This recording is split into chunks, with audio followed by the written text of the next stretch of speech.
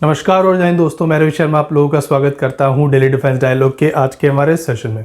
दोस्तों, मुझे लगता है कि भारतीय वायुसेना को अपनी कुंडली किसी पंडित को, किसी एस्ट्रोलॉजर को दिखा लेनी चाहिए, क्योंकि किसी की लाइफ में इतने सारे सेटबैक जब एक साथ आते हैं तो ज़रूर उसके ग्रह में कुछ ना कुछ इस तरह की परेशानी ज़रूर होगी, कुछ ना कुछ उसका बुरा समय इस समय ज़रूर चल रहा होगा। तो भारतीय वायुसेना जो कि पिछले कुछ समय से लगातार बहुत सारे सेटबैक देखती हुई आई है, कभी इंजन नहीं मिल रहा है तो कभी जो प्रोजेक्ट है वो डिले चल रहा है, तो कभी जो एयरक्राफ्ट्स हैं उनकी कमी हो गई है, या फिर जो करंट एयरक्राफ्ट्स हैं उनके क्रैशेस हो गए हैं। इस तरह की बहुत सारी खबरें लगातार भारतीय वायुसेना ने पिछले 2-3 सालों में सुनी है। और अभी चाइना के सदमे से, जहां पर चाइना ने 6th जनरेशन एयरक्राफ्ट को लॉन्च किया, इससे सदमे से भारत बाहर निकल ही नहीं पाया था। उसके बाद भारत को 2 झटके और लग गए, जिसमें एक झटका तो दृष्टि 10 जो एक ड्रोन है जिसको अदानी डिफेंस ने बनाया था, जो कि हर्मीज 900 इजराइल का जो ड्रोन है उसका इंडियन वेरिएंट है, उसका क्रैश यहाँ पर हो गया है। वो टेस्टिंग स्टेज में था और नेवी उसको टेस्ट कर रही थी और उसका क्रैश यहाँ पर हो गया है।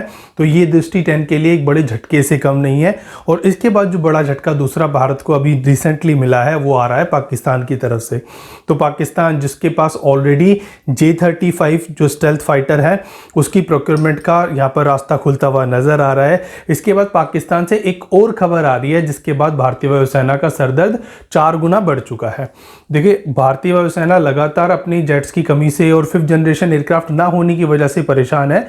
तो यहाँ पर पाकिस्तान, जिसने ऑलरेडी J-35 को लेकर के चाइना के साथ डील शुरू कर दी है, अब यहाँ पे पाकिस्तान तुर्की का जो 5th जनरेशन एयरक्राफ्ट है, जिसको तुर्की ने बनाया है, जिसका नाम कान है, उसको भी लेने की यहाँ पर तैयारी कर रहा है। और अगर दोस्तों ऐसा हो जाता है तो पाकिस्तान दुनिया में शायद एक ऐसा गरीब देश होगा जिसके पास एक नहीं बल्कि 2 5th जनरेशन फाइटर एयरक्राफ्ट उसकी फ्लीट में शामिल हो जाएंगे।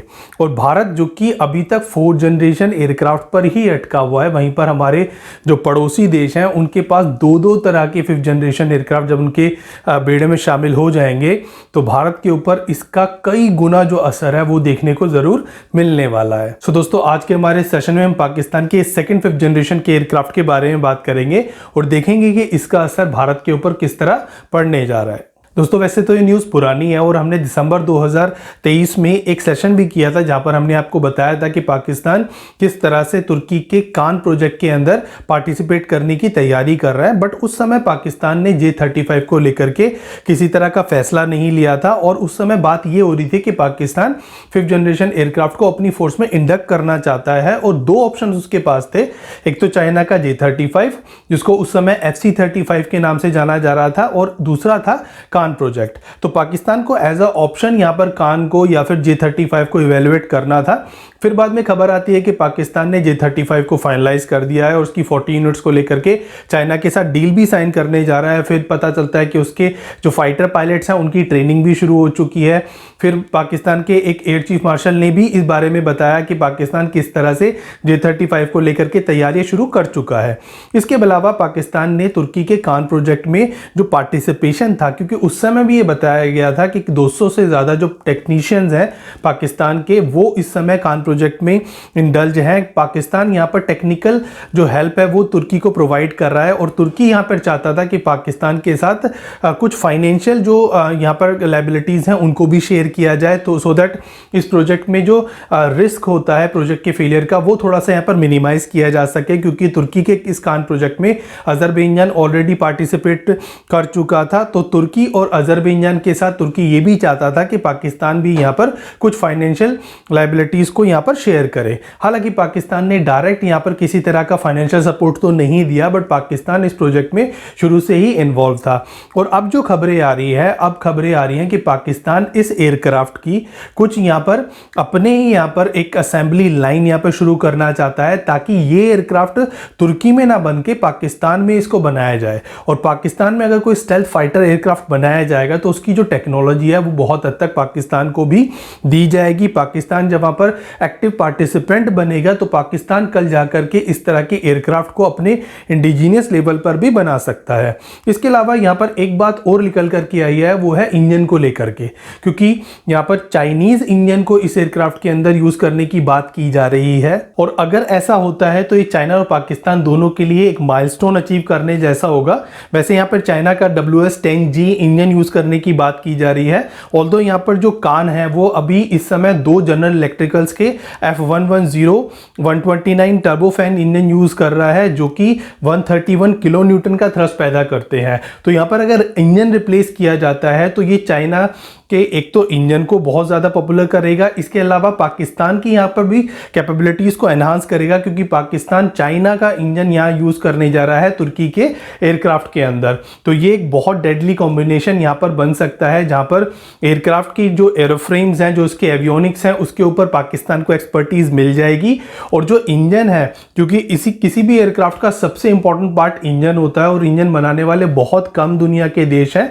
तो अगर कल अमेरिका किसी तरह का प्रतिबंध जनरल इलेक्ट्रिकल्स पे लगाता है तो वहां पे पाकिस्तान के पास एक ऑप्शन यहां पर बन के खड़ा होगा, वो चाइना का होगा, और चाइना पाकिस्तान की किसी भी मुसीबत के समय में हेल्प जरूर करेगा। तो इस तरह पाकिस्तान यहां पर एक ऐसा एयरक्राफ्ट भी अपने बेड़े में शामिल कर रहा है जिसकी टेक्नोलॉजी, जिसकी असेंबली लाइन, जिसकी मैन्युफैक्चरिंग स्टैब्लिशमेंट पाकिस्तान में होगी और उसकी इंजन की सप्लाई चाइना से होने वाली है। तो ये एक बहुत बड़ी अचीवमेंट होने वाली है पाकिस्तान के लिए। अब भारत तो यहां पर पूरी तरह फंस चुका है, क्योंकि भारत को अब समझ में नहीं आ रहा है कि किस तरह से इस सिचुएशन को हैंडल किया जाए। वैसे भारत में बहुत सारे लोग इस चीज को लेकर के भी पाकिस्तान की टांग खींच रहे हैं कि भाई पाकिस्तान के पास इन सब के लिए पैसा कहां से आता है। तो देखिए, पाकिस्तान एक कंट्री अलग है और पाकिस्तान की फौज अलग है। हमने आपको एक सेशन पहले बताया भी था कि पाकिस्तान बहुत हद तक जो अपनी मिलिट्री की रिक्वायरमेंट्स हैं वो अपनी फाउंडेशन से, जैसे कि यहाँ पर ज़कारिया फाउंडेशन है, शाहीन फाउंडेशन है, या फिर जो डिफेंस हाउसिंग कॉम्प्लेक्सेस होते हैं इनके, उनसे की जाने वाली अर्निंग है, फौजी फाउंडेशन है। तो ये जो कंपनीज पाकिस्तान में खोली हुई है, और सुई से लेकर के हवाई जहाज तक सब कुछ जो है ये लोग बनाते हैं, तो उनसे आने वाले प्रॉफिट से यहाँ पे पाकिस्तानी आर्मी, पाकिस्तानी एयरफोर्स और पाकिस्तान की जितनी भी आर्म फोर्सेस हैं वो बहुत हद तक रन की जाती हैं। तो पाकिस्तान के पास पैसा हो ना हो, पाकिस्तानी आर्मी और उनके एस्टेब्लिशमेंट्स के पास पैसा हमेशा से होता है। तो पाकिस्तान को लेकर के ये जो बातें की जाती है, कभी मैं भी इसी तरह की बात करता था कि पाकिस्तान के पास पैसा कहाँ से आता है। तो पाकिस्तान की जो फौज है उसकी जो सोर्स ऑफ इनकम्स हैं वो बिल्कुल अलग हैं, और इस बात पे भी हमें हैरानी नहीं होनी चाहिए कि कल जाकर के जो कान फाइटर है वो पाकिस्तान अपने यहाँ पर जो है डेवलप करना शुरू कर दे और उसका फर्दर एक्सपोर्ट भी शुरू कर दे, क्योंकि जैसे JF-17 को पाकिस्तान एक्सपोर्ट कर रहा है, तो हो सकता है कल 5th जनरेशन एयरक्राफ्ट को भी पाकिस्तान यहाँ पर एक्सपोर्ट करना शुरू कर दे। तो किसी भी तरह का जो पूर्वाग्रह है हम लोग लगाते हैं पाकिस्तान को लेकर के, कई बार पाकिस्तान हमें गलत भी साबित करता है। हालांकि अब भारत जो है अपने एमका को लेकर के उसके ऊपर प्रेशर जरूर बना है, क्योंकि चाइना ने एक दिन के अंदर 2 6th जनरेशन एयरक्राफ्ट लॉन्च कर दिए हैं, पाकिस्तान 2 5th जनरेशन एयरक्राफ्ट लेने की तैयारी कर रहा है। तो भारत बहुत हद तक घिर चुका है, और अमेरिका के ऊपर भारत का जो भरोसा था जनरल इलेक्ट्रिकल्स के ऊपर इंजन को लेकर के, वो एक बार फिर गलत साबित हुआ है। पता नहीं हमारे जो लोग हैं वो अमेरिका के ऊपर इतना भरोसा क्यों कर लेते हैं। अभी रशिया के ऊपर या फिर फ्रांस के ऊपर इस तरह का भरोसा अगर भारत ने जताया होता तो शायद आज भारत को इंजन भी मिल चुका होता और हमारे जो तेजस अभी अटके हुए हैं वो भी हमें मिल चुके होते। हालांकि भारत अब इस तरफ मूव करना शुरू कर चुका है और बहुत जल्द सैफरन के साथ भारत का जो इंजन को लेकर के एक करार है वो भी होता हुआ नजर आ रहा है। बट आज की सिचुएशन बहुत ग्रे सिचुएशन है भारतीय वायुसेना के लिए। उसके पास ना तो एयरक्राफ्ट हैं, और जो एयरक्राफ्ट हैं भी वो भी इस तरह के नहीं है कि वो 5th जनरेशन एयरक्राफ्ट या फिर 6th जनरेशन एयरक्राफ्ट को डील कर सकें। अब भारतीय वायुसेना आने वाले दिनों में क्या करती है तो देखने वाली बात होगी। बट पाकिस्तान ने इस अपने फैसले से भारत और दुनिया भर के जो बहुत सारे एक्सपर्ट्स हैं उनको चौंकाया है।